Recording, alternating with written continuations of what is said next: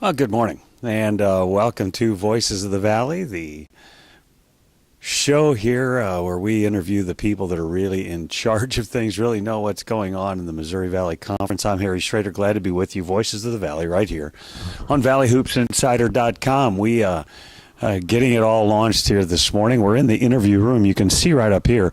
This is where the players and the coaches come in after every game and face the media members and talk about the wins and the losses and who did what. And so we're set up here back off of the court so that the players can do their pregame practices, and the CBS people can, of course, set up all of their equipment and those kinds of things. So we're glad to be here. Our thanks to Mike Kern, the head info guy. I call him the info master here for the Missouri Valley Conference, for finding a place for us. We did our first couple of days from courtside, last 2 days in here. Today on Voices of the Valley, right here on ValleyHoopsInsider.com, Rich Zavosik from Missouri Valley Conference TV will be joining us. Also, Paul Oren from Northwest Indiana Times. He covers Valparaiso. Long time in the Horizon League, and their championship game is tonight, I think.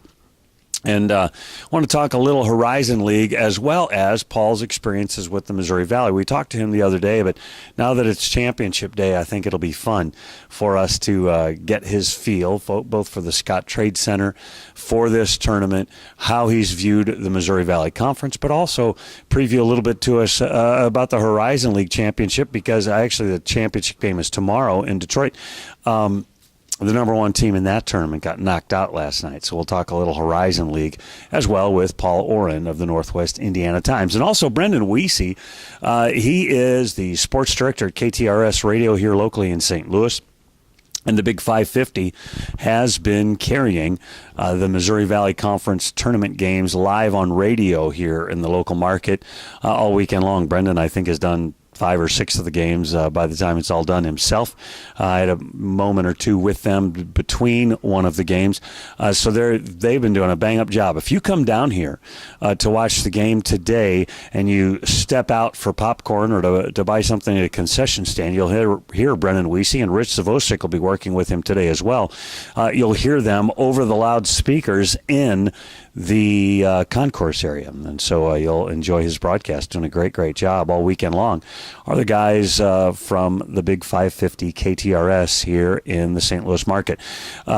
Listen, I've put out feelers to a number of other people. We'll see if they show up as well, but we look forward to bringing you Voices of the Valley here today on ValleyHoopsInsider.com. I want to tell you, we've put up a fresh story about today's game between the Loyola of Chicago Ramblers and the Illinois State Redbirds, those two teams battling for the opportunity to go to the NCAA tournament. Of course, the Ramblers 27-5, and the Redbirds are 18-14, and you know, Coach Muller now has never had fewer than 18 wins in his several years there at Illinois State. Rich Zavosik is ambling in. He's just taking his time, as he should. He's not supposed to be here for 6 minutes, so he's still eating. But he's going to join us in just a minute or two.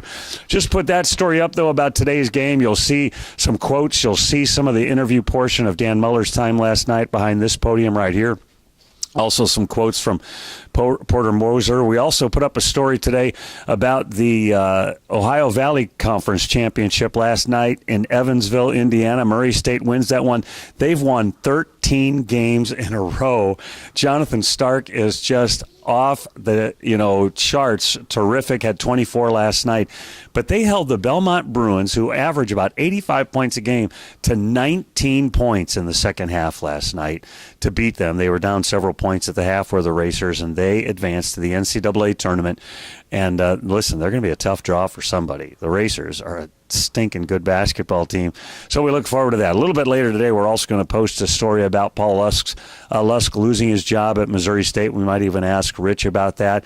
Listen, I don't know where they go next, like what kind of coach that they'll be looking for, but that's going to be one of the big off-season stories here in the Missouri Valley Conference going forward. Our condolences, really. I think Paul Lusk is a terrific guy, and they've had winning records the last 2 years, and yet he lost his job last night.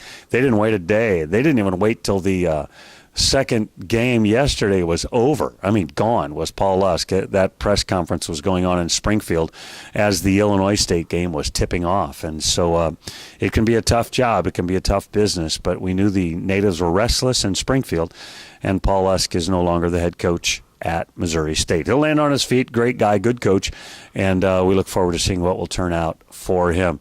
You never know who might pop in, though, on this particular show, because I invited Dan Muller to come, or Porter Moser. We'll see if either of them just drop in. I said, hey, I'm going to be over there. Just drop in on me. But, yeah, I doubt that'll happen.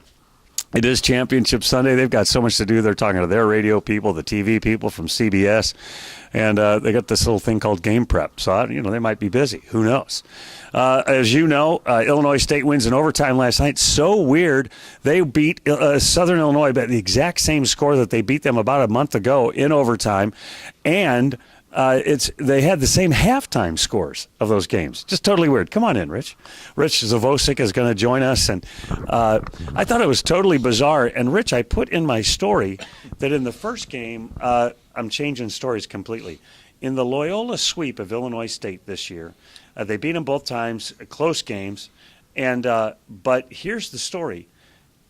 4 different guys scored double figures in the first game for Loyola. Mm-hmm. 3 different guys scored in double figures in the second game, and none of them were the same. 7 different guys in double-digit scoring over the 2 games when they played one another. And those were the scores. Those scores were exactly the same. It's a little eerie. And exactly the same at halftime, although whoever did all the scoring was totally crazy. Rich Zavosik, MVC TV, working the radio today on 550 KTRS as well. Thanks for joining us this morning, but let's talk about this championship game. I think this is kind of the game that the fans, not partisan fans, I think this is the game everybody wanted. Well, obviously with Loyola being the regular season champion, a lot of pressure to get there, but a lot of hopes that they are the ones that they're. You always like to see your higher seeds move along, although there is great interest in a Cinderella story, obviously, sure. But this is a pretty good matchup. I think 2 pretty good teams who kind of know each other. They've been banged up through the course of the year, but at the right time, they're fully healthy and playing their best basketball. When I was projecting out, right, just thinking through it all, I really did think the Redbirds would get here. And I hoped they would get here because I think they've got the talent that if they would happen to win this game and go to the NCAA tournament, I think they've got a chance to beat some people. If they get this far and lose, I think they've got a great chance of getting into another tournament, and I think in one of those other tournaments they can annihilate people. I think you're right, and I want to make one correction. I said 2 pretty good teams. We're talking about 2 really good teams. I mean, Loyola is, in my mind, win or lose today, should be in the NCAA tournament. A win at Florida without Clayton Custer in the second half, and then you look at, of their 5 losses, 3 of them came without Ben Richardson and or Clayton Custer. So you put those 2 guys, the Larry Bird Trophy winner, as the best player in the league and the best defensive player in the league, Ben Richardson, you put those 2 guys healthy, and we're maybe talking about a 2-loss team in Loyola. So if they get to the NCAA tournament, have the opportunity to beat somebody as well. And Illinois State is just so long. They're athletic. They're explosive. Mm-hmm. I mean, Malik Yarbrough leading the break and the ability of Phil Fain to run the floor. He's one of the best guys I've seen in this conference in a long, long time of getting from end to end as a post player. And he's going to put pressure on him. And conversely, one of the strengths of Loyola is make or miss, they're pushing the ball right back at you. And both teams put a lot of pressure on the defense, especially in transition. When you talked about Phil Fain, and of course he was the star of that game yesterday, he's not a good free throw shooter, and he was shooting poorly from the free throw line during that game. Then they just started dumping it down to him every play because Kavion Pippen had fouled out, and just 7 in a row in overtime making the free throws. Well, and the reason I laugh, because I'm on radio yesterday and I'm saying foul him every single Barry time. did the right thing. And then at the end of the game he goes 12 for 17, which is 70%. He's a 50% free throw shooter. Right. So you're playing the numbers a little bit, but I guess that's why I'm on the sidelines and no longer coaching. It would have backfired, but just a tremendous effort by him. And you think about it as a player. the team is going to foul you. You know they're going to foul you. And it's in a pressure-packed situation, and he came through with flying colors. And it was interesting. After the game, Dan Muller came over, and the first question I asked him was, what did you tell Phil Fain? They had a little conversation. He had missed about 4 or 5 in a row, and I said, what did you tell him? And he says, well, I just reminded him of how much he had practiced, how much work he had put in, how much better he had gotten. I told him I loved him, and the rest was history. I guess it's as simple as that. But just a tremendous effort by both teams. Southern Illinois, you hit it right on the head. Once Pippen fouled out, they were just a man and a half short because they had no answer inside. Barry Hinson told us after the game last night, he said when Pippen went out, he looked over at one of his coaches and said, I got nothing else. We're in trouble. And Barry was so great, as he always is, but Barry said, you know what, there's times you lose and there's times you get beat. He said, we got beat. Mm-hmm. We were down that guy that could defend in the post, and we just didn't have a chance. We didn't have an answer. He had to miss free throws or we were going to lose the game. He didn't. They did. Yeah. And the Illinois State squad moves on. My concern for them today continues to be health. There were times when Fain, as great as he was last night, looked gimpy. Now he's got to play a third game and a third day. Mm-hmm. Evans, we know is banged up a little bit as well. Fain said up right here at this podium behind us last night, somebody asked him how healthy he was, and he said, I'm great. We're all great. I feel like Superman. So, who knows? I'd look at it this way. You've got one game, and then you have the rest of April, May, June, July, August, September to rejuvenate.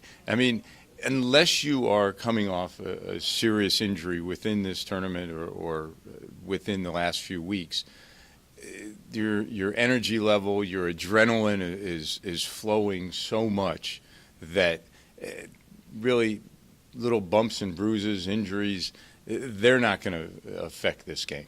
You talked about Malik Yarbrough and what a specimen he is, really an outstanding basketball player. Yesterday, his game, he didn't play poorly. He just wasn't a force yesterday, and I think that's going to be a guy that's not – he's not going to be that guy that's, I got to go get 20 today, but he's going to be that guy that realized, you know what, maybe I was a little passive yesterday, and maybe I need to be a little bit more assertive. Well, perhaps here's part of the reason he was a little passive. And you expect him to score a lot of points or be the assist man, but there was a coaching move made by Dan Muller during that game that I thought was fantastic, and it paid off well. And that was when they switched Yarbrough to guarding Pippen. Mm-hmm. And he did an outstanding job of fronting Pippen, not allowing him to catch the ball, made it very difficult, and it really affected Southern Illinois' offense.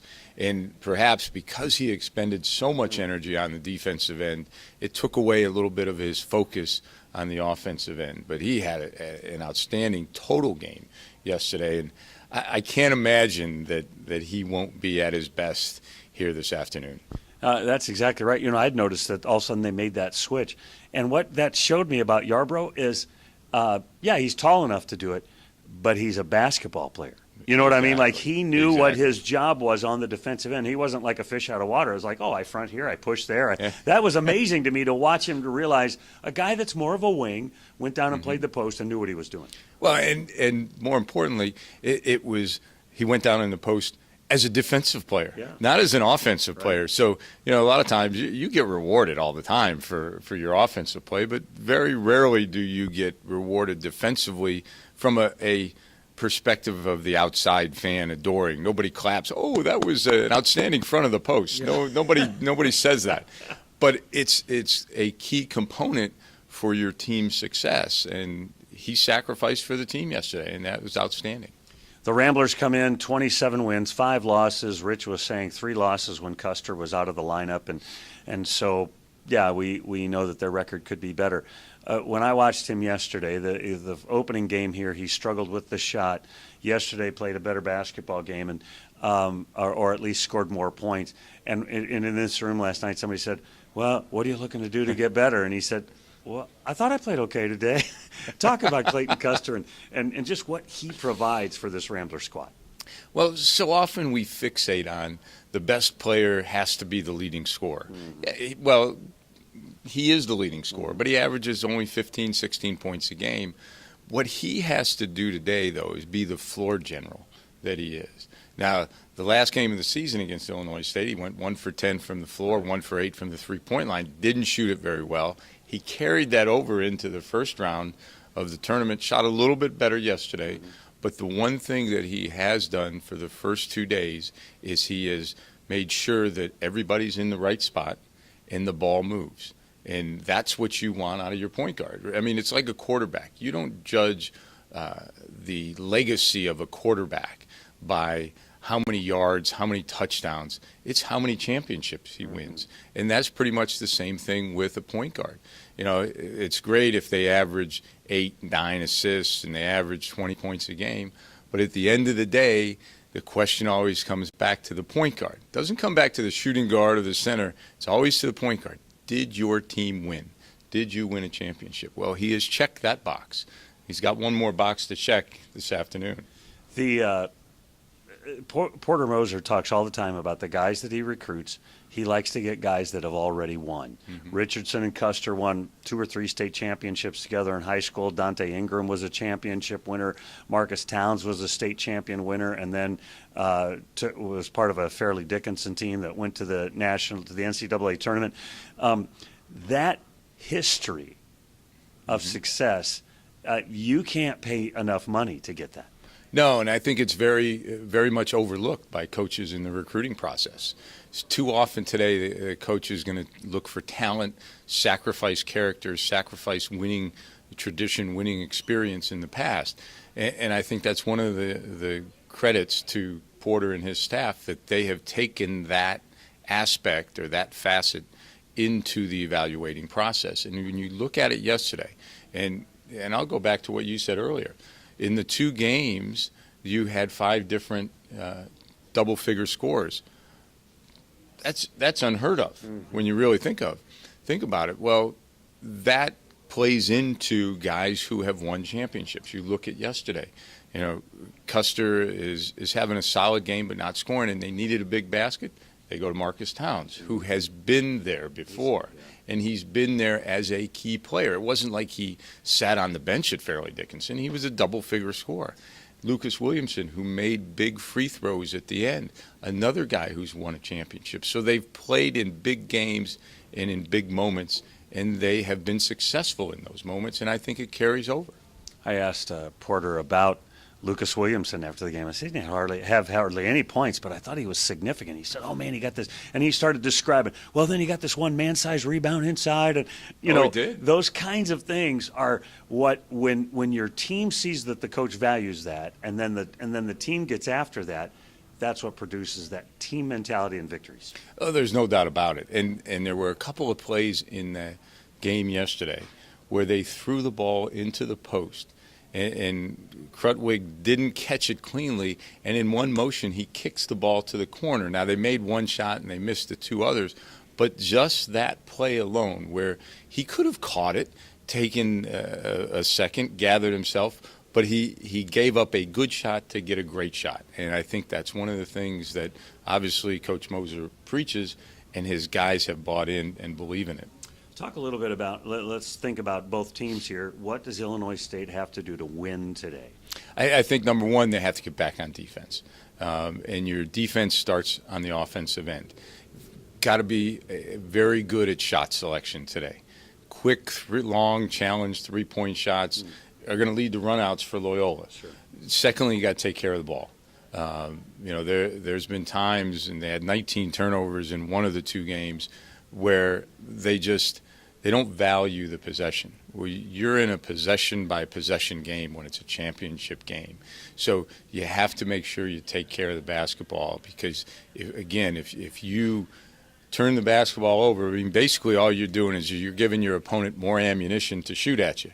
So take care of the basketball. Shot selection is going to be key. And then the other part of it is kind of enjoy the moment. I think oftentimes guys get so wrapped up in the pressure. Now, there's going to be more pressure on Loyola than Illinois State, but you had that experience last year. At least some of the guys, Fain, Keyshawn Evans, who were key players for them a year ago. They've been there. They've felt it. So hopefully they can spread that to the rest of the team. I think sometimes they are a little loose with the ball. It's like, hey, well, I'll jack a three. Yeah. You know, I think every once in a while, I think that's my one criticism when I watch them. I think they're just a little shot happy sometimes. Well, that's what makes them so explosive. Mm-hmm. I mean, they'll shoot you out and they'll shoot you in. Yeah. And I think that's going to be the key today. I mean, if they're coming down and they're taking a quick shot in the first 5 or 10 seconds, you know, that's a challenge shot. That's not going to be good for them, because long shot, long rebound, and all of a sudden Loyola is coming back with numbers in transition. So I think it's going to be very key, you know, because we talk about it all the time. Your defense starts with your offense. So Loyola is not shot happy. That ball doesn't stay in anybody's hands very long. They're not beating it. It's not sticky anywhere. What do they have to do to win today? You bring up a great point, and the speed with which they move the ball and cut without the ball. Mm-hmm. They're one of the best teams I've seen at relocating, or a player without the ball relocating to an open spot so his teammate can get him the ball. I mean, you saw that so often, whether it was relocation to a three-point shot or relocation by cutting to the basket. I think the biggest thing for them is similar to Illinois State in the sense of transition defense. They got to make sure they get back, because with Fain running the floor, and Fain, Krutwig, we may see more of Andre Jackson today, depending on the transition effect of Illinois State. But I think transition defense, you got to make it a half-court game. If you're Loyola and you can make it a half-court game, then I think it plays into your favor. What do you like about Porter as a coach and Dan as a coach? What do you think are their strengths, I guess is what I'm asking. Well, I think Dan's strength, obviously he's a terrific recruiter. I think he does a good job of instilling confidence in his players. He does let them play free. He plays to their strengths, and I think that helps him in recruiting as well. And he brings that toughness that he did as a player. I think his kids play hard. They play unselfish. He's just a terrific young coach. And I mean, Porter Moser. I mean, Porter has seen it all. I mean, he had the job at Illinois State. We played against him way back when he was at Arkansas Little Rock. Wow, man, am I old. But he's progressed as a coach. And when you talk to him, and he'll talk about his years with Coach Majerus. Mm-hmm. And what people don't understand, people think that, okay, you're a head coach in year one, you're not really going to change much in year 4 or 5 or 6, but you're always learning. And I think that, I don't want to call it a sabbatical, because working for Rick Majerus is definitely not a sabbatical, but it was an educational sabbatical, we'll say, because what he learned from Majerus, he is now added to his repertoire. He quotes him all the time. Oh, he does, and it makes sense. So there's a lot of things that you see what he does as a coach, Rick Majerus did. So he's done a good job of mixing the knowledge he gained from Majerus with his personality, because he can't be Rick Majerus. He can only be Porter Moser. Right. And his energy level, his enthusiasm, they're unselfish. They play hard on the defensive end. The one thing that they do so unselfishly in this game is on the defensive end. Their ability to switch screens seamlessly is just, sometimes I just want to stand up and applaud, because they never get caught with Custer guarding a post. Now, he's guarding the post, but when I say they never get caught, because there's always help side, so the team can't take advantage of Custer guarding a 6'7" or a 6'8" guy. That's how seamless they are on the defensive end, and that's the teachings and the repetition of Porter Moser. We'll finish with one last question, and I'm going negative. Oh, don't go negative. I'm going negative. So Paul Lusk loses his job at Missouri State, and that's negative to me, just because I like Paul, number one. But number two, and it's all still just one question, how much do Chicago fans have to fear Porter Moser finding that next job? Well, I'll start with Paul Lusk. I mean, he's a terrific individual. He's a good guy. as somebody said, maybe Abe Lemons long time ago, coaches are hired to be fired. And very few of us get out of this game without having tasted the bitter taste of being fired. But he's a good guy. He's a good coach. He'll find his way back in the game if he wants to. And he had some tough breaks at Missouri State. He had some bad luck. And I worked for a boss one time who said, that's part of the game. Maybe I got to find somebody who's got good luck. Who's got good luck. I mean, I don't mean to make fun of it, but there's a lot of truth to that, and there's things you can't control. But the good thing is he's a good guy, and he'll find his way back in the game if he wants to. Porter Moser, wow, that's an interesting question. If I'm a Loyola fan, I hang my hat on, Porter's a Catholic guy, came through the Catholic League, played at Creighton. That Jesuit tradition is embedded in his spirit. From the area. And he is a terrific fit. There's guys who, when you look at jobs and you say, Porter Moser, Loyola, wow, that's a great fit. So the one thing that I think will keep him there is Loyola's commitment to the program. I mean, they're building a new practice facility that should be open next year. They're committed to winning. You can see the marketing and the promotion of the program and just in their fan support this year. So there's a lot of reasons for him to stay. I think, and I certainly can't speak for him, but I can speak for the experience of having been fired. And when he was fired at Illinois State, he got a second chance at Loyola. And there's something about when you get that second chance, you don't want to mess with happy. And he seems awfully happy right now. Yes, they're going to lose a couple of good players in Ingram and Andre Jackson and Ben Richardson, but they got some pretty good players coming back. So they're going to be good for the next few years. And I just think, anything can happen. I mean, somebody comes to Porter and says, here's a checkbook. You write the number you want. But with that, as John Wooden said a long time ago, much is expected to those that much is given. So right now, I think he's the perfect fit. And I hope for Loyola's sake and Missouri Valley Conference sake that 20 years from now, they are renaming the court at the Gentile Center Porter Moser Court. That would be my hopes. He's way out there. I'm with you. Rich Zvosik, thanks so much. He's on KTRS today as part of the broadcast team. You can hear it out in the walkways here at the building if you come down for the game. And, of course, you can listen to it on your radios in your car or wherever you might listen to the game. Appreciate your time. It's always good to be with you, Harry. That's Rich Zvosik, and we're going to have Paul Oren jump right in, live webcasting here from the bowels of the Scott Trade Center here on Voices of the Valley, right here on ValleyHoopsInsider.com. And Paul Oren joins us, Northwest Indiana Times, covers the Valparaiso Crusaders. And with their first year in the Missouri Valley, we talked a little bit about that when we had you on yesterday, I think it was. So we talked about that a little bit, and I want to talk about the game today with you a little bit as well.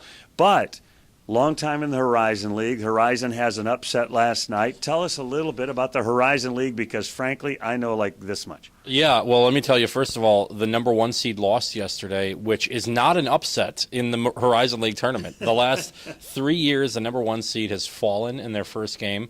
The Horizon League has retooled their tournament. They used to have a double bye where it was in the winner. Like the OVC. Yeah, but they used to have a double bye where the number one seed would host the tournament.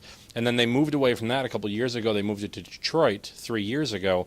And a lot of people at Valpo were upset by this because Valpo was winning conference championships kind of left and right. And they said, well, when Butler was winning, you didn't take it away from Butler because, the league is headquartered in Indy. Right. But and so they moved it to Detroit. And that first year, Valpo loses to Green Bay in overtime, and Oakland, who is the number 2 seed, they lose.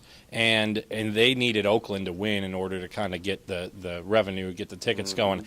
Then last year, Oakland's the number 1 seed, Valpo's the number 2 seed, and both of them lose again. So the 1 and 2 seeds, the so first, it's normal. Yeah, it's normal. And so then this year, Wright State, the number 2 seed, finally wins their game, and then Northern Kentucky, the defending tournament champions, the conference champions this year, they have 22 wins, and they lose last night to a Cleveland State team that had 22 losses. And and I come in the Valley, and everyone says, well, okay, if you play on Thursday night, you're not going to win. I'm like, I've been in the Horizon League. If you play that first game, you're earmarked for the championship. It's different world over there. It's different. Motor City Madness. That's the second best name for a tournament. I give a lot of credit to the Horizon League because I thought what they saw was they knew that this new arena was going to get built in Detroit, and they said, let's model ourselves after the best conference tournament in the country, and which one do you think that is? Yeah, that's Arch Madness. right. Yeah. And look, and I've been here for 4 days now, and I've heard this was the best conference tournament in the country, and now I see that it's the best conference tournament in the country because I don't feel like I'm at a conference tournament. I feel like I'm at the NCAA tournament right now. How about that? Paul Oren giving the stamp of approval right here to the Missouri Valley Conference. And I loved, until they moved to Evansville, I loved the Ohio Valley Conference tournament. It was Music City Madness down in Nashville when they would meet there. I thought they had a great name as well. I want to talk Valpo for just a minute, then I want to talk championship game. I thought that Matt Loddick fit. Like, I wrote a story the other day about Valparaiso and them bowing out of this tournament, and my punchline at the end of it was, Valparaiso is a Missouri Valley Conference team, and I think Matt Loddick is a Missouri Valley Conference coach. That's saying a lot to me because this is a coach's league. Yeah, no, absolutely. And I think early on in my conversations with Matt Loddick, we talked about the differences between the Horizon League and the Valley, and he got it right away. And he is probably going to retool some of his recruiting a little bit, and probably just and actually let me pause for a second. I don't know that he's going to retool it that much, because what I think in the Horizon League, and you can see some of the scores of the conference tournament this weekend that bear this out. In the Horizon League, the idea was outscore your opponent, just outscore him. And if that means that we're gonna, get a rebound in transition and throw a full court pass and try to lay it in, like playing NBA Jam or something like that, outscore your opponent. Valpo and some of the other teams that have been successful in that league over the years have tried to do that while playing good defense. And you get to the Valley and everybody plays good defense. Everybody. This is not an outscore your opponent league. This is a let's grind it out for a long time. I mean, there were multiple times over the tournament games here where I'm sitting there thinking, man, these teams have to defend for 50 seconds at a time, and you just don't see that. I haven't seen that at the Horizon League. Doesn't mean one's better than the other or anything. Two different styles of basketball. Right. So Loddick, Valpo, he set up his team, and Bryce Drew before that set up their team to defend at a high level. That's why they were very successful in that league. You come to the Valley, and everyone's doing that already. Now you got to kind of figure out who are Valley-type players. Yeah, it's getting the guys that can achieve at a high level. You talk about that long defensive time to have to play defense. Yesterday there was a time, and I think it was near the end of the first half of a game. Southern Illinois was on the defense. They get a stop. But they give up an offensive rebound. They defend for another 10 or 15 seconds. They get a stop, give up another offensive rebound, have to defend another 15 or 20 seconds, and they get a third stop. They get 3 stops and one trip down the floor. Yeah, and it was really, really impressive. I think one of the crushing plays, though, for Southern was late in the game. They got the stop they needed. They did everything they needed. They're going to get the ball, and then the ball kind of comes off the rim. 2 of their guys go to grab it, and they both kind of fumble it out of bounds. Illinois State ultimately, that was a backbreaker. But the defense in this league, and if you just look at the scores, and really it was that Valpo Missouri State game was the only one where we're in the 70s and 80s. Anyone topping 80s, Loyola, Northern Iowa, 54-50. Come on, that was the number 1 seed against the number 9 seed, and we do have a shot clock. Yeah, no, exactly. So it's been a lot of fun. The games have been very competitive, and I love the fact that we're 8 games in, and all of them have been decided by 10 or less. I feel like multiple times, whoever I'm sitting next to, I've said to them, well, should they foul or should they play defense and let the shot clock run out? We've had one possession games with 30 seconds left. This has been fantastic. It's fun to watch, and the championship game at 1 o'clock today. You can watch it on CBS Sports. That's Channel 4 here locally in St. Louis. And then, of course, you can listen to it on KTRS Radio. Rich Savosic, who just left us, as part of that broadcast team. You're watching Voices of the Valley here on ValleyHoopsInsider.com. We're live in the coaches' interview room. That big, beautiful thing behind us is where they sit and answer all the tough questions from grizzled scribes like Paul Oren. Man, I've seen some of the questions these guys have gotten over the last couple of days, and I mean, they get paid a lot, but I don't know that they get paid enough to listen to some of the. Somebody asked. Some of them weren't very good. Somebody asked Barry Hinson yesterday, said something about, you haven't gotten over the hump. What do you need to get over the hump? And I'm thinking, he had 6 players this year. What kind of question is that? Look, what I've learned about being a reporter and being a voice of the Valley now is that after a loss, every question we ask is a dumb question. Stupid, yes. Yeah, and after a win, they're not paying attention to what we're doing anyway. So that's exactly right. Barry paused a long time with 45 seconds and then said, I don't know how to answer this. And I'm sitting back there I'm like, Barry, just yell. We had 6 players and we finished second. And he finally did say that. He said, listen, I got 6 guys. We finished second in the league. We're all right. I think one of the Southern Illinois administrators was sitting next to me and was kind of moving uneasy in the chair because he wasn't quite sure. Where's Barry going to go? Wasn't quite sure if the lid was going to blow off. Well, there was that one game 2 years ago when his team didn't score much, and Barry got up and said, "My wife knows to shot fake, and my players don't know to shot fake." And so it's funny there. I really appreciate Barry Hinson. It's my first year really getting to know him, and he reminds me he's a little bit of a more unhinged Homer Drew and giving really great quotes and everything. So say a little bit more unhinged Charlie Spoonhour. Yeah, who sure. Used to be here, was at Missouri State. Yeah. We love Barry. He's a good guy. Yeah. Let's talk about this game a little bit. You've watched all these teams pass through Valparaiso and then watch this tournament this weekend. I think they match up in a real unique way. Yeah. I mean, Illinois State's got a little bit better, bigger bodies, those kinds of things. But, man, they can both be explosive. They can both defend. Loyola led the league in defensive scoring, yielding the least amount of points. Just what do you think are some of the key things about today's game? Well, Malik Yarborough, I think, is the first one where if he comes to play, he's the best player in the league. If he can put it all together, I think he's got a little bit of everything. He's a good ball handler. He's a little bit of everything, with deference obviously to Clayton Custer and Alize Johnson. I think Malik Yarborough is got the best full set of tools. I think he's the best basketball player. Yeah, I think so. That's a good way. Now, we have not seen Clayton Custer play a good game yet. Not at the level. Not at the level that we expect. He went down in the first game and probably re-aggravated the ankle a little bit. Mm-hmm. And quite frankly, yesterday he kind of played within himself and did what he needed to do. But it was Marcus Towns was really on fire yesterday. And he's a downhill guy, isn't he? Yeah, I like really Marcus. Impressed with his I like Marcus a lot. I like Keyshawn Evans a lot. I like a lot of the players a lot in this game, and I think that's why they're in this game. Right. I think asking Phil Fain to replicate what he did yesterday would be too much. I think he looked. He's Superman. He did talk about jumping in the phone booth. Right. He is a fun player to watch, and then on the other side, Cameron Krutwig didn't do a whole lot yesterday, and we've seen him have some really good games. Young guy.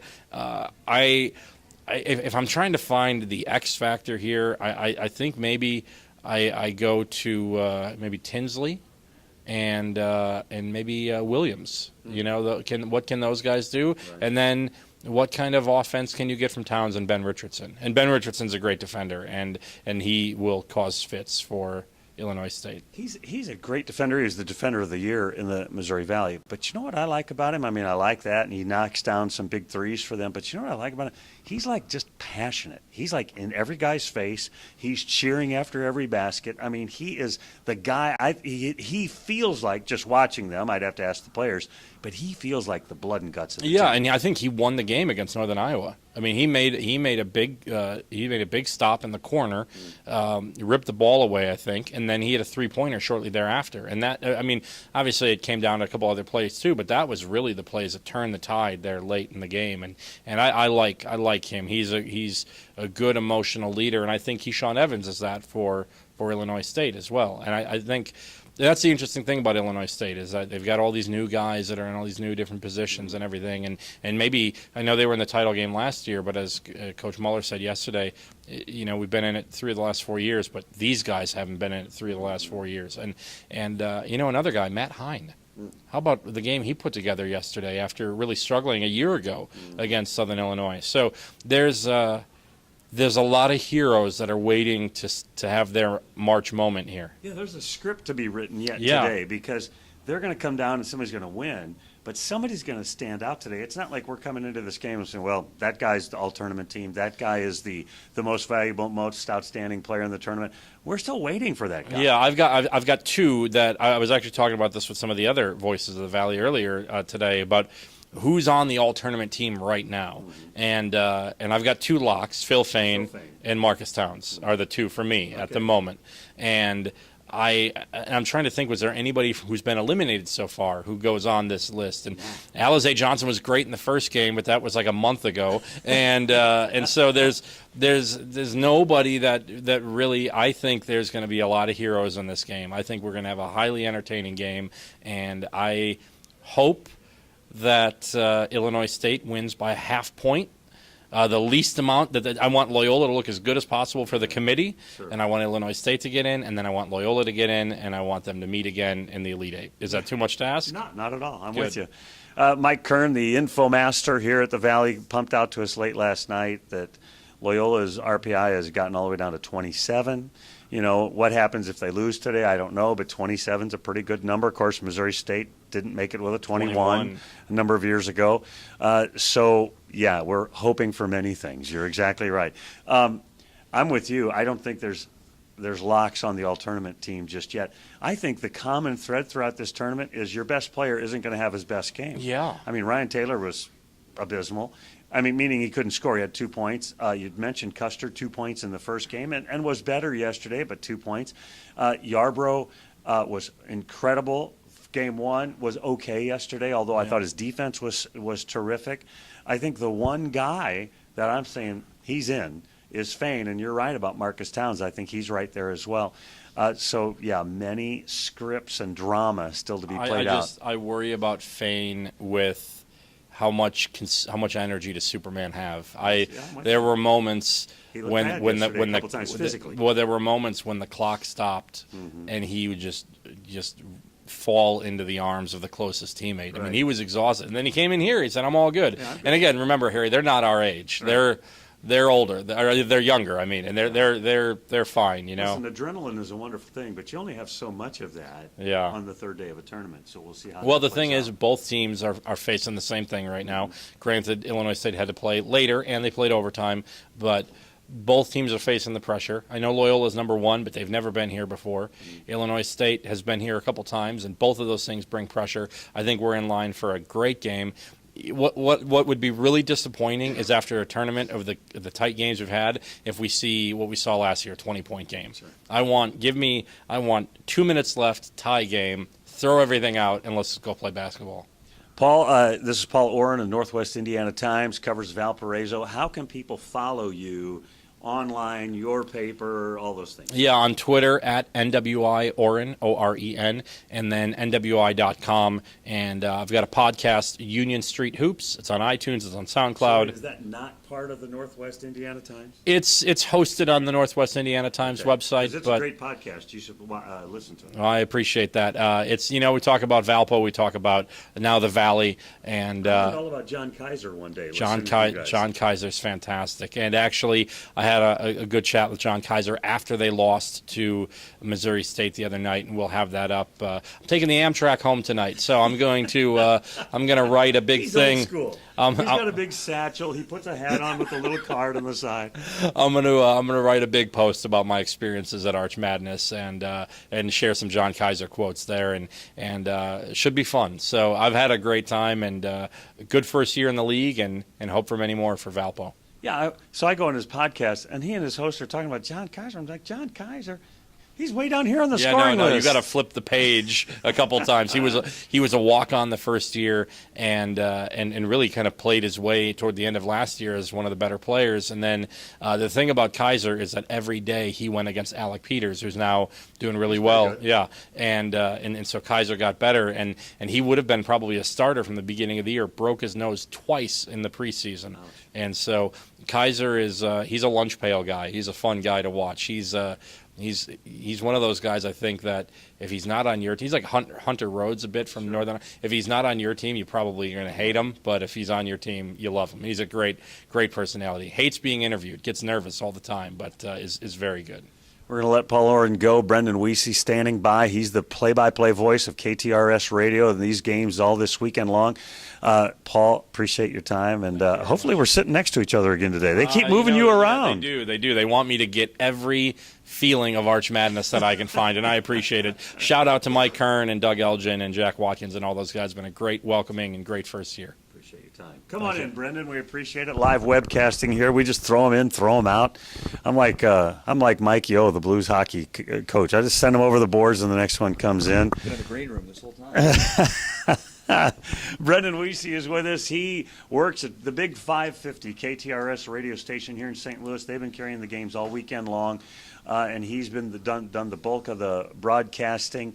First, before we talk about anything, tell people where they can follow your work. Yeah, so we're we're at the Big Sports Show on Twitter. We're BWC16 on Twitter, and KTRS.com for Valley coverage. And we've, year two, Harry, of doing the Valley on the Big 550 show. It's been a lot of fun and getting to work with so many great folks in the league. And, I've been a big fan of the Valley long before we started doing the games last year.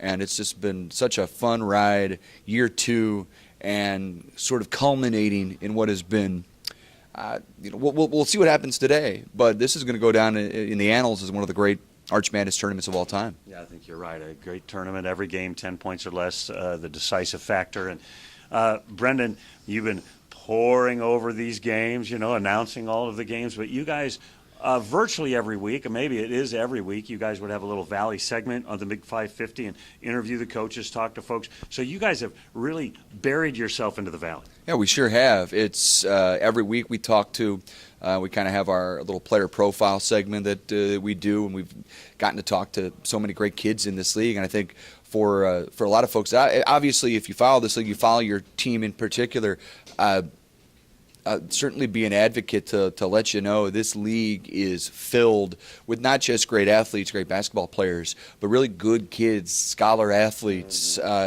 certainly guys that have their futures mapped beyond the game of basketball. I think that's really really refreshing, and you've been doing this a while, Harry. You talk to kids sometimes, whether they're college age, high school age. You never know what type of interview you're going to get. Are they going to be engaged in that kind of conversation, or are they completely on board? It's been so much fun with all of these guys, be it Malik Yarborough one week, or Reed Timmer the next, or Clayton Custer, the Valley Player of the Year. What a neat kid, and somebody that is just a great representative, not only for his school, but the entire league. I think it's just great. And Doug Elgin, Jack Watkins, the entire crew, Mike Kern that run this league, they have a lot to be proud of, because this league does them well. Each and every day they go out and represent their league and their school. I want to talk about the championship game with you a little bit, but first, you guys are also the radio home for Missouri Tigers. Am I right about that? You're correct, sir. And so the SEC tournament comes here next week, and yeah. so there's no rest for the wicked. That's what the Bible says. Yeah, you're absolutely right about that. And the SEC tournament's going to be great. And we got the brackets last night, and it's fun. It's such a great time of year, Harry, as you know, to see. We get the big bracket next week, but the little brackets, the conference tournaments, and Arch Madness is really I think it is the unofficial start to the madness just across the board, because this tournament's so good every year. Then you get to look at this upcoming week, and the SEC is going to be front and center here in St. Louis. We know Mizzou waits on their next opponent, either Georgia or Vanderbilt will play the Tigers on Thursday. I think they're in a pretty good spot. I think they win. They'll play Kentucky, and I think with those two fan bases, obviously, I think Mizzou's been hoping that St. Louis would buy up the tickets once they sort of knew what session the Tigers would be in, and they know now that Thursday afternoon session. The next day, if it's Mizzou and Kentucky, wow, Katie bar the door. This place is going to be Friday leading into the weekend is going to be absolutely crazy. Should be a lot of fun. Let's talk about this game today, the championship game. And I know, like doing tons of games over the years, announcing games, preparing. Tell me the storylines that you're looking for. So let's start with, I think, the subplot, because obviously, we'll talk about Loyola in a second, the fact that Dan Muller has a chance to punch his ticket to the tournament after just I think we're both on the same page on this, the egregious error by the committee last year to leave Illinois State out after everything they did in the regular season, to leave them out.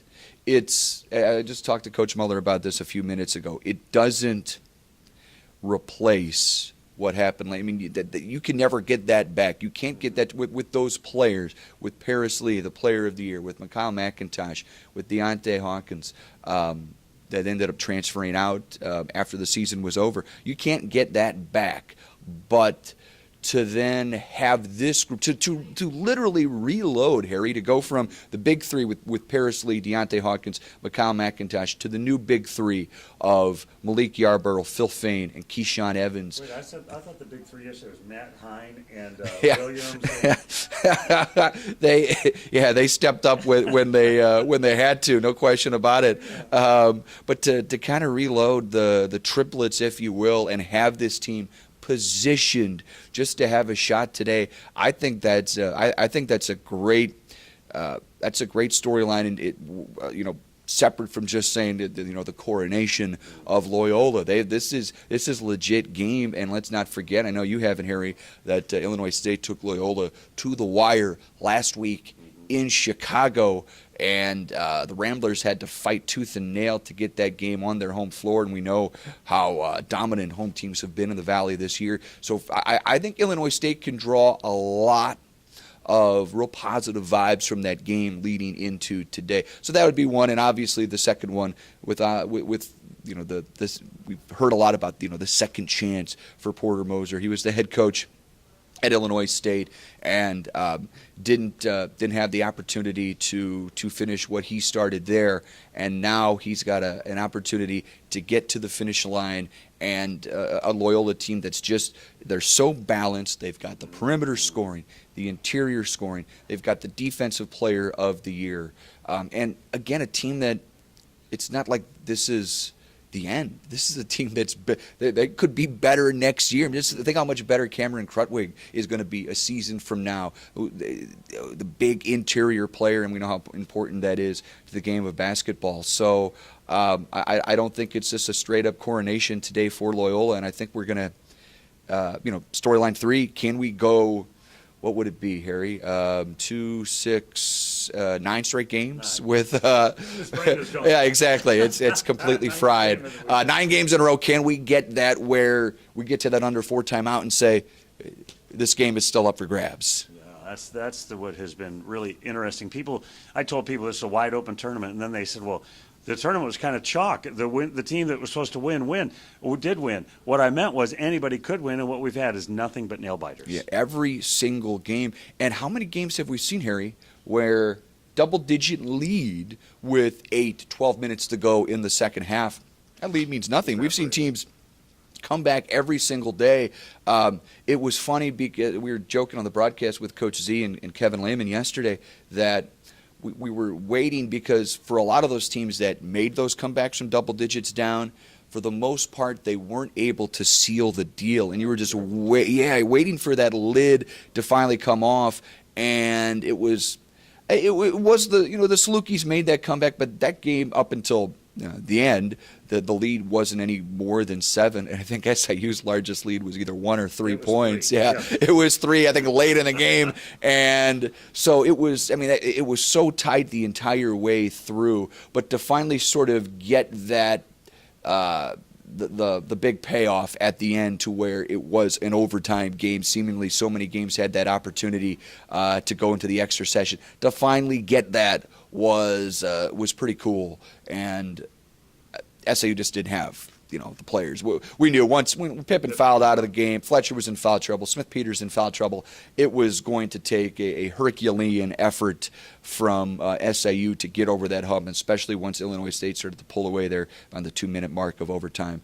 So it was a fabulous game, and I hope it leads into a fabulous game on big CBS today. How many years in a row is this, Harry, where CBS has the it's a decade or more, yeah, 13 years. I mean, because obviously we remember and joke around with this with Jack Watkins from time to time. You think back to where the Valley stood on that big Monday 8 o'clock tip time, which wasn't necessarily easy for travel for the folks that wanted to come for the weekend. Oh, you have to stay Monday too. So it's been a whole new era for Valley basketball, and these Sunday championships on CBS have been great. And I think it's just phenomenal exposure for the league. Yeah, it's a great tournament. Listen, if you haven't bought your tickets yet, get down here to watch the games, and you can sneak out when you buy popcorn. You can listen to Brendan Weese on the Big 550 as they're broadcasting out in the concourse. You guys have done a spectacular job. The production value is good. The broadcasters have been outstanding. And so, if you're in your car today and you're not down here or whatever, turn it on the Big 550. And is it on the Big 550 today? I know it's been moved around. We were on 1380 yesterday, and we appreciate them helping us out there with the Salem Broadcast Group. And we're back on 550 today. We'll probably get started here in the next half hour or so, and we'll hear from Coach Muller, hear from Coach Porter Moser, and get you ready for tip, which sounds like 1:13-ish right now because of Cincinnati-Wichita State game. If they foul enough, who knows? That could be we could be tipping off at 1:30. But I just noticed. Hey, now tip time's 1:08. Now the national anthem's at 1:08. It's like it's a 1 o'clock game, isn't it? But yeah, we get stacked up against other teams. That's stinking of Wichita State. Anyway, we no longer like those guys. Yeah. Tell us what else goes on in the Big 550 in terms of the sports coverage, then I'll let you go. Yeah, you got it. A lot of college. I mean, I think we've probably got big in more. Soccer. We're big in soccer too with St. Louis FC, and that's coming up. The season opener. I remember it is St. Patrick's Day Eve. It's a week from Friday. That will be on the road. Our first home game is at the end of March, and we'll be your home for St. Louis FC soccer, but you're home for great college sports coverage, be it the Valley, be it Mizzou. We're all over it, and look forward to the SEC tournament later this week. And it's just a great time of year, Harry. March, college hoops, NCAA tournament, baseball is right around the corner. Playoff hockey, maybe, hopefully. We're hoping. Looking forward to just a great sports season here in spring. And Harry, I appreciate you having me on. I appreciate you jumping on with us a couple days ago on our coverage. Yeah, glad to do it. Thanks for your time. That's Thank you, Brendan Harry. We see the Big 550. Tune them in today as they bring you the championship game on radio. Appreciate it. Thank you, my friend. Thank you, Harry. Alrighty.